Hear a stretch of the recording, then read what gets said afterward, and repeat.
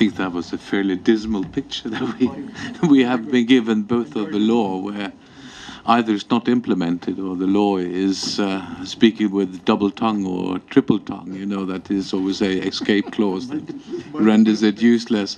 Anyhow, it was I think 4 altogether excellent presentations here, so quite broad in orientation, I think, from the very empirical political work that Rava is doing to our 2 legal presentations of the efficacy or maybe the uselessness of law as it not being acted on, and finally I think the economic reasoning that we heard from Professor Mamidis. So I think just I open up the floor for questions, as we have about little more than half an hour to go, so please.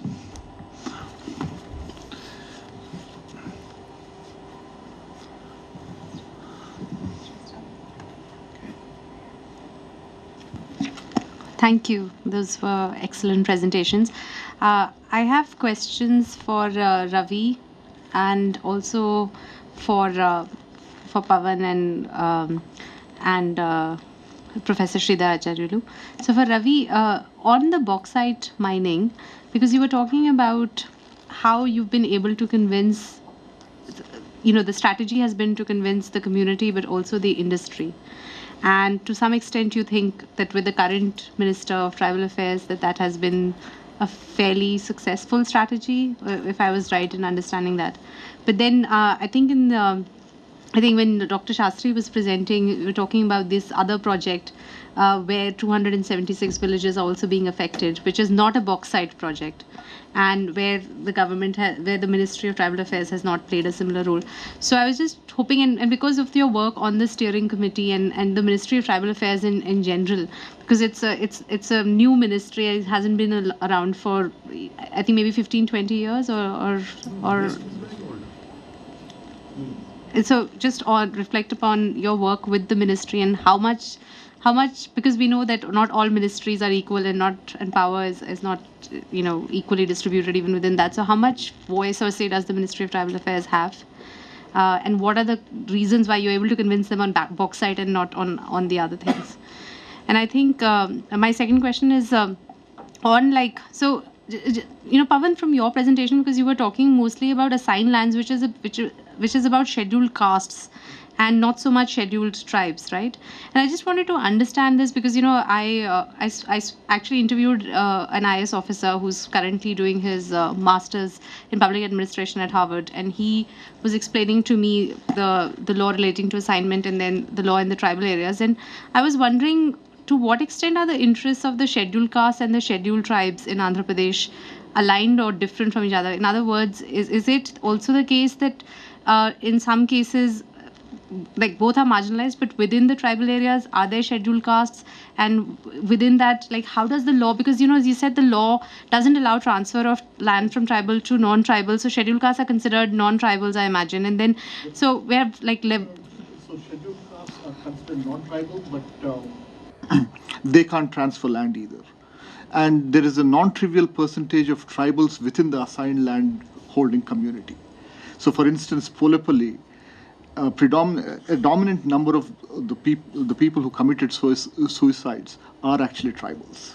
So it's a very interesting sort of application of assigned lands to the tribe. So Telangana has had some weird sort of applications of assignment, and tribals have been the beneficiaries. And so that's the reason why I think tribals are also affected by this poor property right that's created for them. So just so I have this right in my head. Right. So the land transfer prohibition law applies in the scheduled areas. Right. The assigned land laws, assignment of land, that operates generally in Andhra Pradesh. Correct. But assigned lands can be given not just to scheduled castes but also to tribals. To tribals. But outside of the scheduled areas, can the tribals transfer the assigned land, or is that prohibited by the assigned? It's prohibited. It is also prohibited. So it affects both tribals and because it is prohibited, and because it's a weak property right, when the government takes over the land, they find a perverse logic of justifying a lower compensation to them.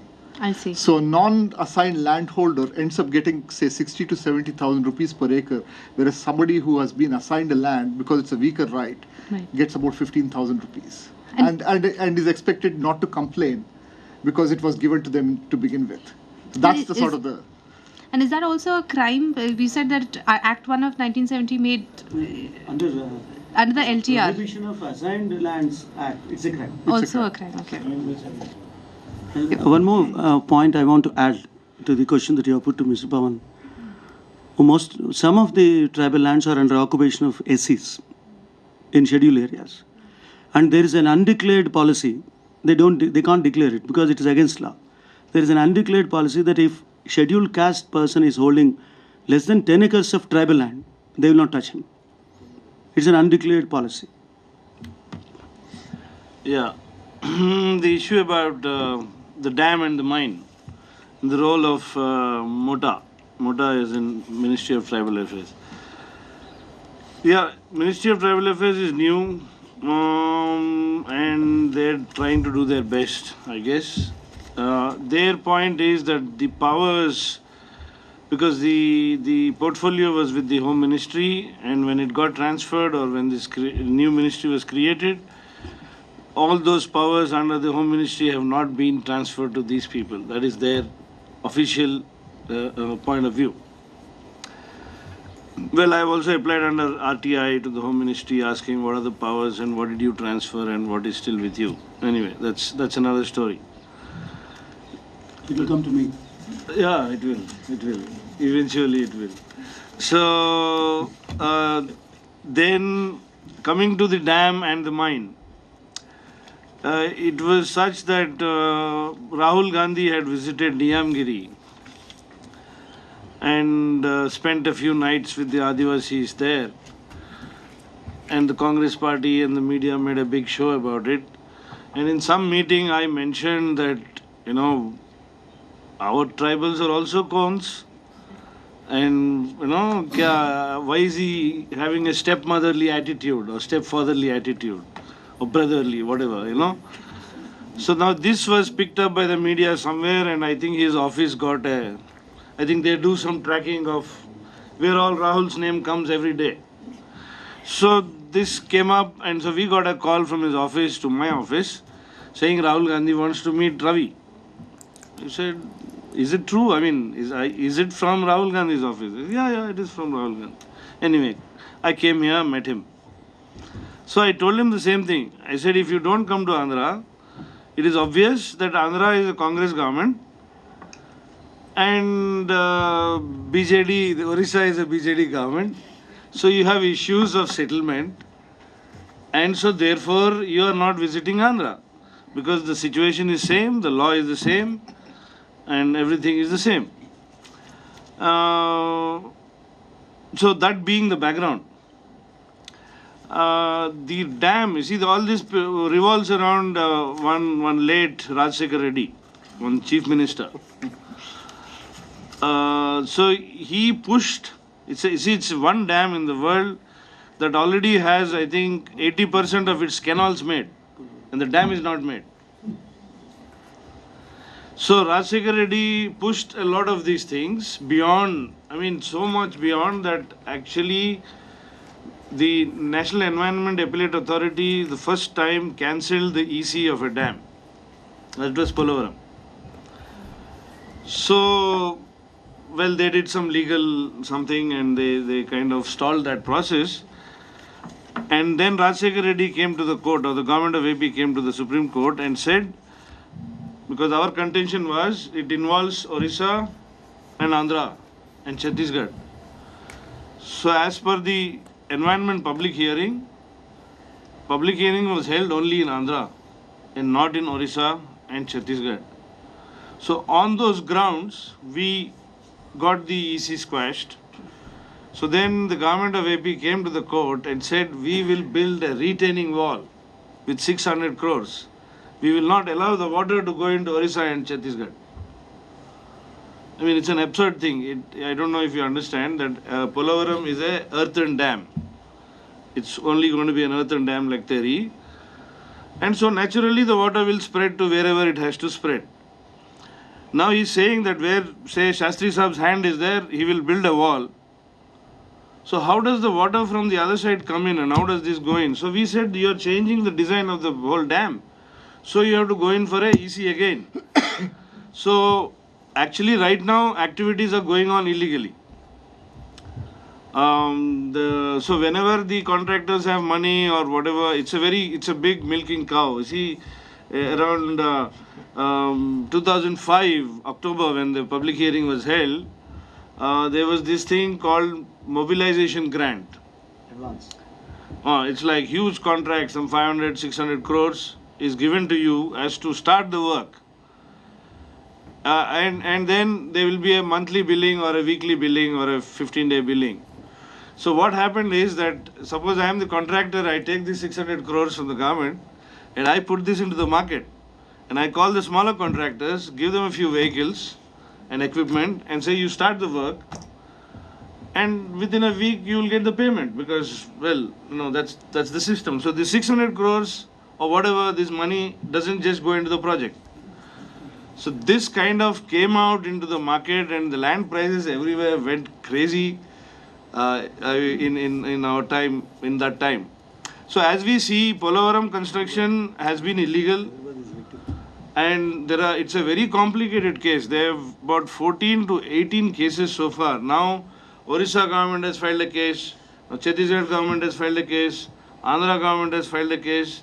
So many of our members like Sridhar and others, we are in, like we are also confused now. Which side are we?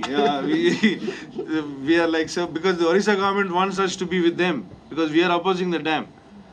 So the AP government filed something. So it's like a real quagmire, but the activities are going on. And it becomes a national project. It is a national project. It becomes a national project in division.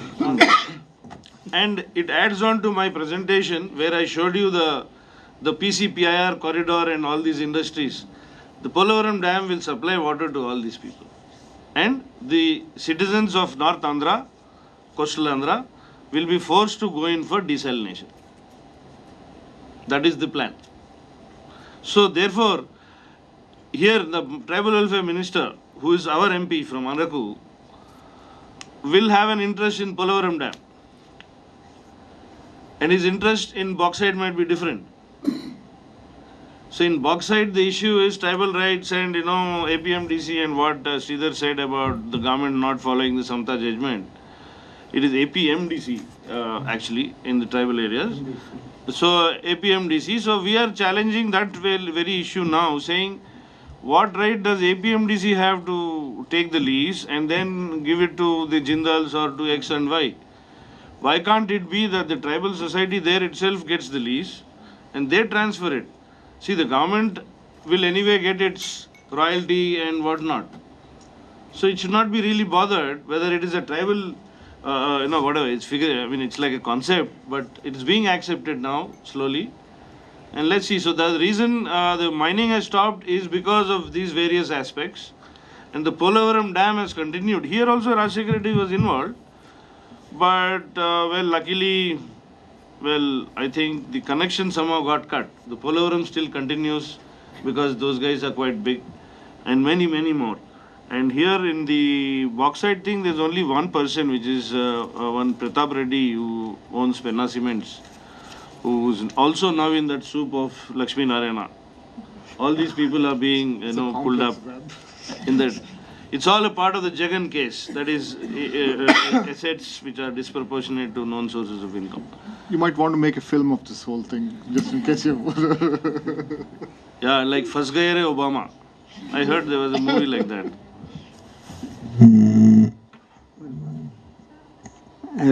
I'll provide some more clarification on this. Mr. Ravi is a little hesitant in giving that because he is from that MP's area. The problem is in Jindal, that bauxite mining area, the present contractors were in the Jagan Mohan Reddy's camp. Whereas in the Polavaram, 18,000 crore are in the present government's camp. So there is the objection to bauxite, legal objection. Same legal objection is not extended here. The second aspect is, that is, we were discussing also, when Telangana was declared, Polavaram as a national project was also declared. some people say that submergence of a scheduled area in exchange of a separate state. Is it justifiable? That is another angle. So it's a political decision where we cannot give any clarification on issues, solve equations of groups. Can I just say that that is fascinating, and I've been asked this question by several participants as to why we selected the 3 states that we've selected for this project. And one of the reason was to ensure diversity. And with diversity, we wanted some geographical diversity. We wanted 5th scheduled states, 6th scheduled states. But we also wanted, because one of the goals of the project is to study federal-state relations and regional political coalitions. And Kavita is more invested in that work. And the idea of selecting Gujarat was a state which has been BJP ruled for a while with a Congress government at the center, Andhra, Congress. And then we had Meghalaya, and we also had Tripura, which is the only state which has a CPM government. And it's very interesting, and it seems like if you want to get a project stopped, then you just better hope that your state government is not a Congress government and Rahul Gandhi happens to come and spend some time with your tribals. I thought your choice was based on increasing levels of corruption. Creative corruption. I had a question for Mr. Sridhar,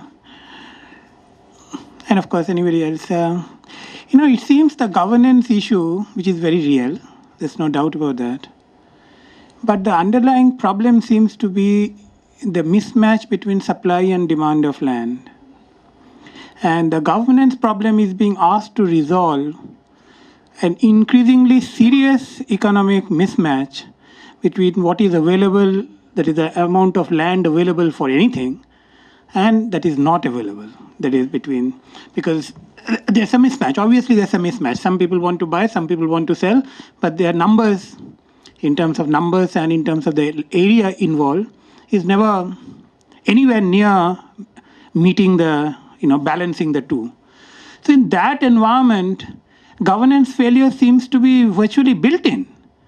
Because if you have this kind of a supply-demand mismatch, the scale of it, given that we are talking of real estate, it will be, I'll be surprised if governance can at all be delivered in that kind of a situation. So shouldn't we actually think of that if we really want this governance problem to be dealt with, then we need to figure out why is land, doesn't matter, because you said that, we are not just talking of the scheduled areas, but in general as well. Then how do we make more land on the market? So like he said, the community-based involvement in the market process can work and reduce this gap between supply and demand, and then the governance might have some chance of actually delivering what we are looking for. Supply and demand theory and the way you presented the issue is fine in general, but I don't think it will apply to tribal lands where they are very weak and they are being flooded by grabbers. They do not know anything, and they have a right to live, and their livelihood and basis is land. It is not as if there is no land available everywhere, and they have to take necessarily the land of tribals. It is not that case. You are going there to make your own profits. You want to grab. You want to make more money. Your greed, not need. Your greed cannot be brought into the scope of need and supply. I don't think so. Then what do you govern? If you leave everything to demand and supply, why the government? Why the law? Why the regulation? Where is the protection for the weaker sections? What kind of a protection you constitutionally offer to these tribals? You want them to go back into deep forests and cut the forests again? No, you want the degradation of forests and environmental problem too? Where do you end up? What is governance if that is the case? What is the governance? Do you have an obligation to protect these persons or not? Will you leave it to the market? That's my question. So, if I may add to that, so one of the potential ways that one can alleviate this problem, this intractable problem, is perhaps give a stake to future cash flows to tribals. I mean, I think Samatha in some sense captures the essence of getting them interest. I think Kerala government has done something like that. They've floated, I think, industrial bonds for people whose lands are taken over. Maybe some creative solutions such as that can partially alleviate the problem. Because so if you do decide to take over people's lands, just don't get rid of them on the basis of a certain quantum of money which can be quickly expended and then leave them in a worse off position than they were earlier. But actually give them a continued interest in the property rather than leave them out in the lurch. That's my sort of sense. Yeah, I forgot to continue that point that MMDR Act and the bill and how finally we did go in front of the Parliamentary Standing Committee, we have given our thing, where they initially agreed for a stake. When Mr. Handik was the minister, they initially agreed for a stake. And later on, after our Montek Singh got in and Femi and others got in, they have now finally reduced it to a 26% profit to a district mineral fund from coal companies and 100% royalty to the district mineral fund from non-coal companies. We are still opposed to the district mineral fund, but when you consider it is something like, if I may say, after AAP, here I'm not saying for or against any party, but I'm just saying that after AAP's cap, vote for Modi cap has come, no? So it is like, when I just leave it there. The point is that you have seen somebody do something, so therefore, okay, you are aping it, which is fair enough. So like that, when there is nothing, when you argued about FRA, it's the same argument here that since 92, when I am fighting the Birlas and the Borra caves and others, and till now we still have those minerals there. We have not allowed them to take it. And the whole dilemma every day for us is, what do we do with this? The question that comes from the community, from the young people, is that we will mine. The older people did not want to mine, so we could hold it very easily. But as the roads have been laid and everything is there, now motorcycles have come, mobile phones have come, the contractors, see, you and me might go to the village when there's a crisis, but the contractors are there every morning. They are enticing the youth. They are saying, हम तुमको motorcycle देगा, ये देखो mobile phone ले लो, ये 30,000 वाला है, हमको खाली एक फोन करो यहाँ से. So they are slowly getting these young fellows into actually Joda Badbil. Recently we were there. There's one Tamilian who's a mafia. He's a big time transport. He controls the entire mining areas of Orissa because he's the guy who has this heavy transport. Now he has this policy, unemployment allowance deta hai. It is called unemployment allowance. So all youth who are of that age, who have nothing, whistle maro to aayenge, you are a batch. How many people? 25. Okay, your scene is this. Come every Saturday, collect this money and go. No work. We'll tell you if there is any work. Because dissent. Slowly the tribal youth are saying, we will mine. Why are you looting? Hum hi loot karenge na. So in my place also, it has come to that. And very interestingly, APMDC finally came to us recently because we've been stopping this calcite mine for the last, 15 years. And every contractor who comes puts in some money, gets his fingers burnt and runs away. So now APMDC has come and said, what should we do? I said, thank you, you have come. We want 40, if you're taking 100 lorries from here, pay 40 lorries at the gate. Then your 100 lorries will be left. Otherwise, we will not allow the stock to go. So it has come back to this, where now the contractor has come and says, if you can tell me how to implement the Samta judgment, I am ready. I have already put in 5 crores, I am lost. So if you can show me a way, I will recover my 5 crores and also give whatever you want for the people. So it has taken, if you see, 20 years or 22 years for a localized situation where they are saying, okay, we will share benefits now. Because they understand that they cannot take it I mean, everybody will not get that kind of protection which POSCO is getting or something. You know, those are some prestigious projects. These are small guys, and if the tribal just shoot one arrow, they are dead. So where is the investment? Where is the business? Nothing. So therefore, ultimately it is a negotiation, and we are also a little careful. But what do we do? What do we tell the youth? You know, we are unable to stop them anymore. They want to mine. So ultimately, it is that property or the resource is yours, and there is somebody with some investment. You guys sit down, settle some settlement. There are 3-4 contractors in those 4 districts who are now saying we will implement this Samta judgment. But well, we have to consider whether we get into it or not, because once we say yes, then we have a problem. The entire area, it will become like a mining office for us. So then Kanchi Kohli and others will start beating me, saying, "Arey, abhi tak to tum jungle ke liye, sab ke liye bola, abhi to mining." No, I'm just saying, not you, but many friends who are with us, who are on the conservation side, will have a problem on the approach.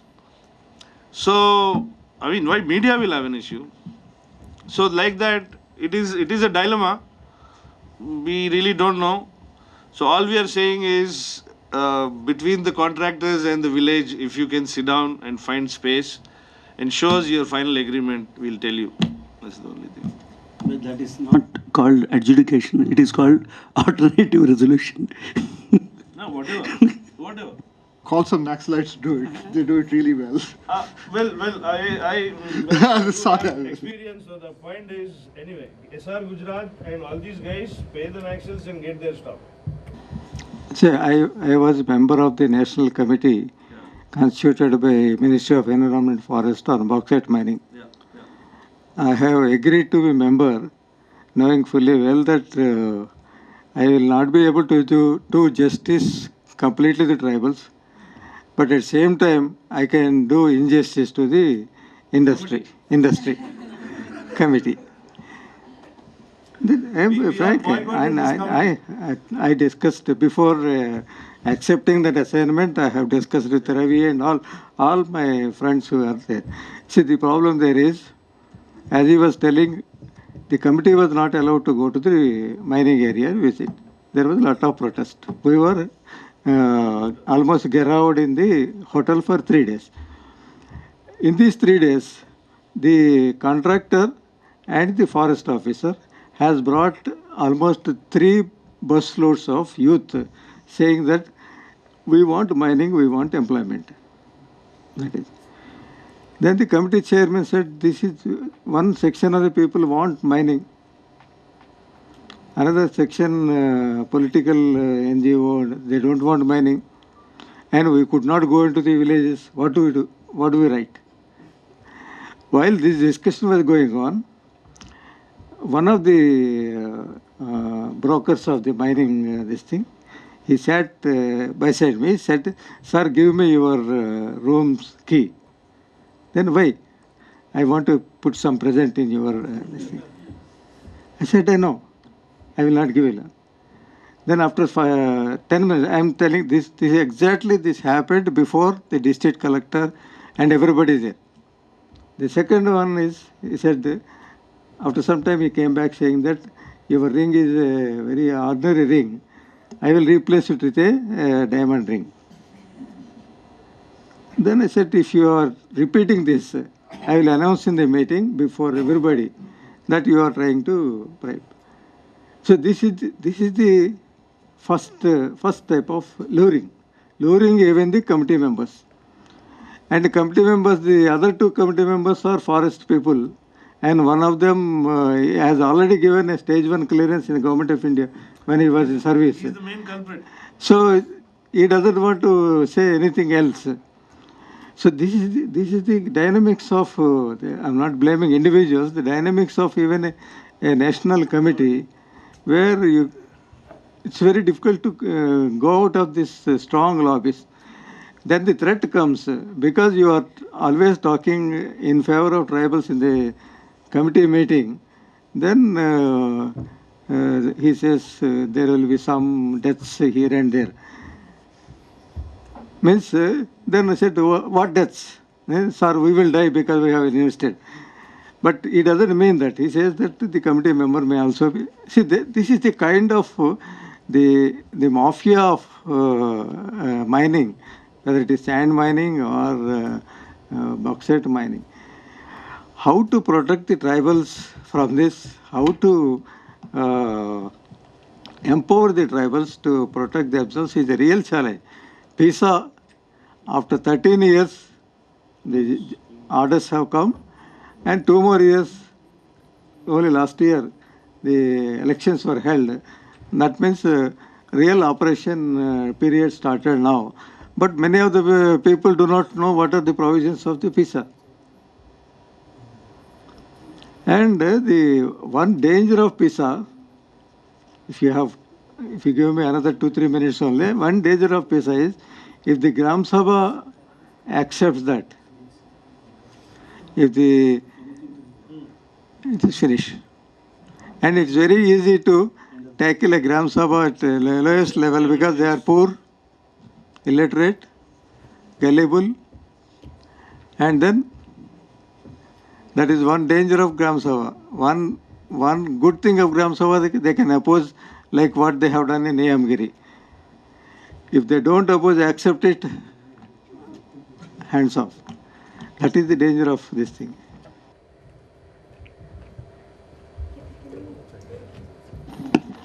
Just on PESA, could you also say a bit about the FRA and how that has affected these questions in Andhra Pradesh? Actually, he's right. He mentioned in his presentation also that, see, AP is the only state that has a State Forest Act. AP Forest Act of 1967. So, while the entire country is looking at 1927 Forest Act, Indian Forest Act, we have the AP Forest Act. Now, our people have done, and by the way, we also have the distinction of being part of Madras Presidency. So, the first Forest Act in the country was in our area, 1882. So, most of the settlements in the areas where I work, the settlements, forest settlement has been done in 1880s or before the turn. And what a difference between that settlement and the settlement done in 67. In 67, Pennyman sir, sorry. See, normally if this is a block of forest and say this is a block of forest and these are 2 villages, you know. So the settlement done by the Britishers took in a larger area, that means population increase, etc., etc., and fixed the forest boundaries a little far away. Now, the ones done in 1967 actually reduced it. So you find chain, or like the chain link which is used for survey was, I mean, holes were dug in the houses to pull the chain. Why do you need it? I mean, you don't have to take, Forest Department is the biggest landlord. Figures of Paderu agency or the tribal area is, if you take 100% as the tribal area, 76% belongs to Forest Department. So, the rest in which you can remove half of it for encroachment, sir. Then half of it for government buildings, roads, whatnot. So, ultimately, tribal people of 6 lakh population only has 5 or 6% of this 100%. And there also they want to take away again. So, in this context, in Paderu, we have similar situation which he explained, that under the 67 Forest Act, Section 4 and then subsequently the Section 15 and 25 are happening now. 67 to now. There is one case which the revenue people got me, which is, see, 3,600 farmers whose settlement patta has to be, was it's called the award by the settlement officer was passed in their favor. But the Forest Department has challenged this again because some procedure was not followed. So the court has said restart proceedings. We tried to plead in front of the court saying, my lord, 40 years they waited for this. And if you say restart proceedings, they are not going to see the patta in their lifetime. So as he said, the forest department is inclined to give FRA pattas in those areas, but not the settlement patta. So FRA patta, because they can pull it out from them again, and all those areas are where the bauxite deposits are.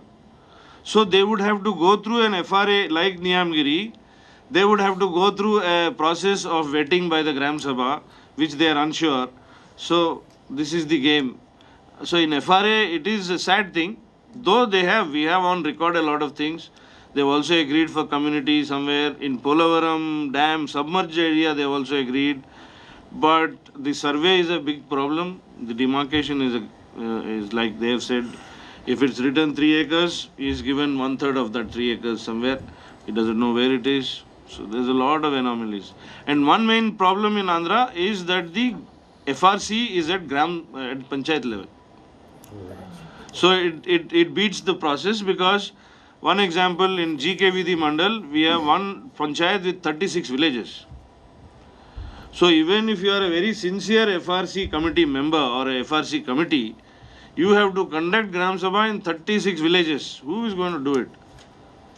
So, and in Khammam, the forest department feels they use the same technique to prove and show that non-tribals have encroached more than tribals. So in that sense, they want to, they have a very clear thing that they don't want to give anything to other traditional forest dwellers. I was just wondering about one thing.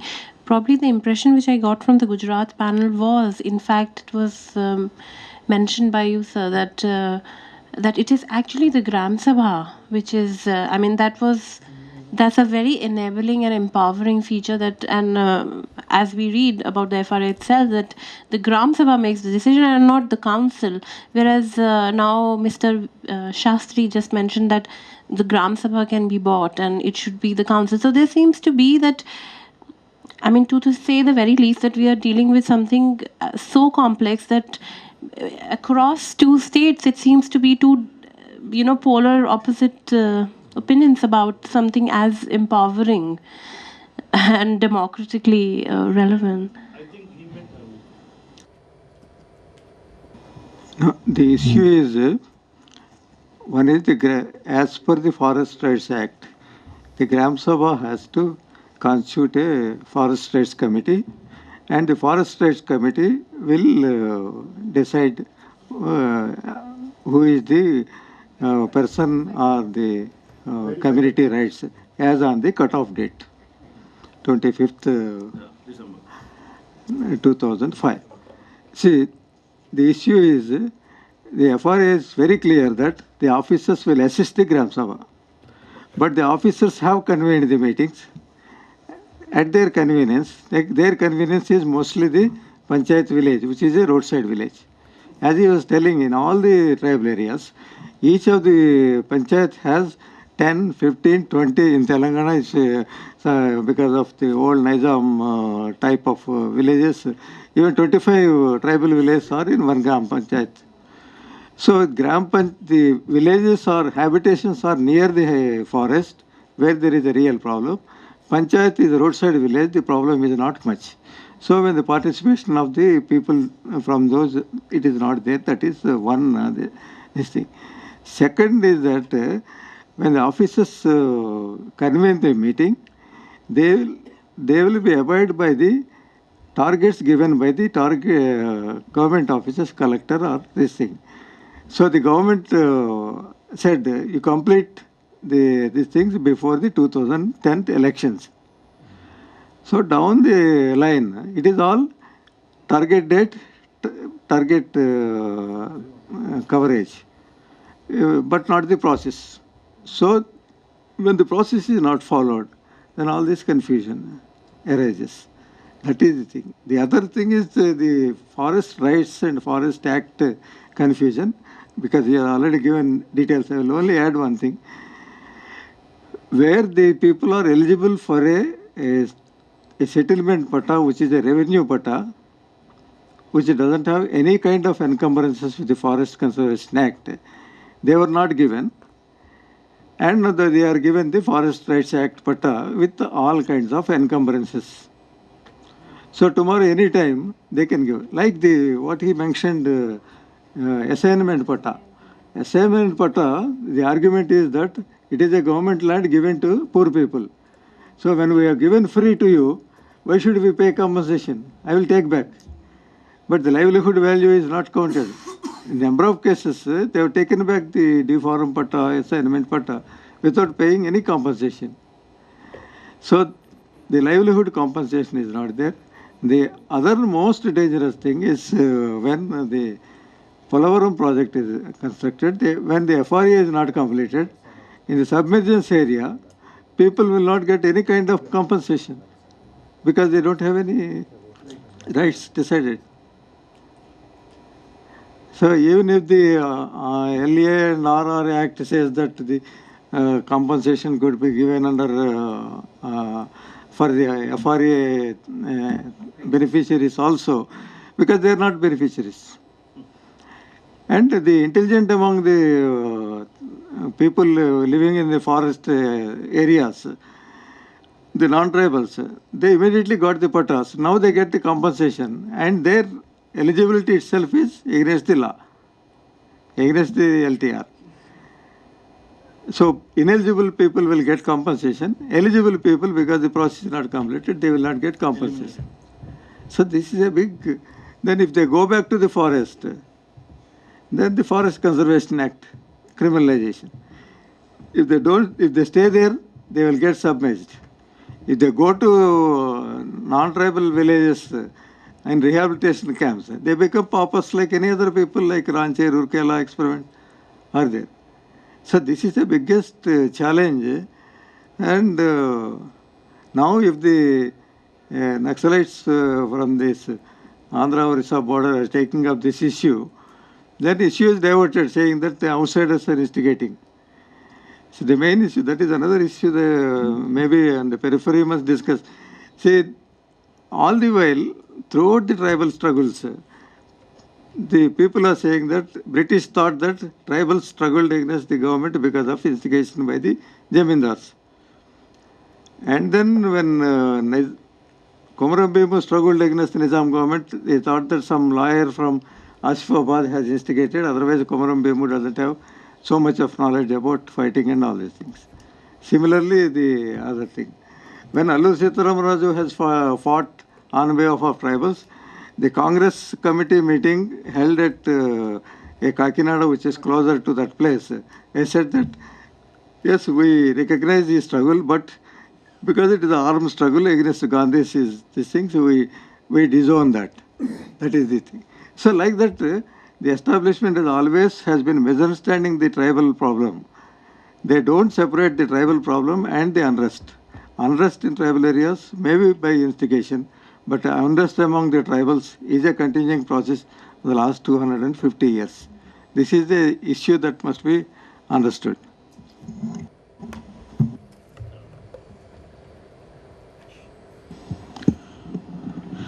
I think we are already on overtime, so I will take the opportunity to thank the panelists for their presentations, the audience for their questions, and leave the vote of thanks to Namita for her closing statement.